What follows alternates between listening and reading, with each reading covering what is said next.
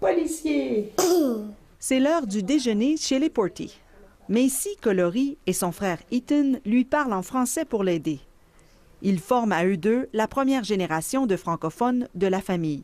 J'ai des grands-parents, puis ça c'est tout dans Thompson de ma famille, puis ils parlent pas français. Leur mère, une francophile convaincue, a fait le choix de leur offrir une deuxième langue.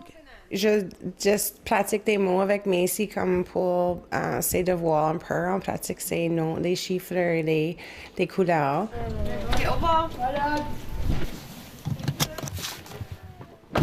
Les 2 tiers de leur journée se déroulent en français, même à Thompson, où c'est en quelque sorte un tour de force.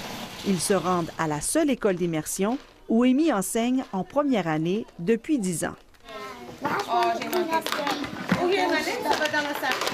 Maintenant, si tu veux un emploi comme prof, c'est comme si tu peux parler une autre langue, c'est super bon pour toi parce que tu peux chercher de l'emploi n'importe où dans le Canada maintenant. Et maintenant, c'est complètement en français.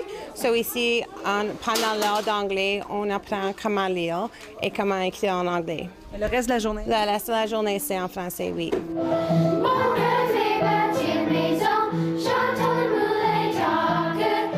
À Thompson, près de 250 élèves ont choisi le programme Double Voix de l'école Riverside. Mais les vraies occasions d'immersion dans la culture francophone sont rares. Lors d'un voyage scolaire à Winnipeg, au Festival du Voyageur, les élèves ont eu un véritable éveil sur le bilinguisme.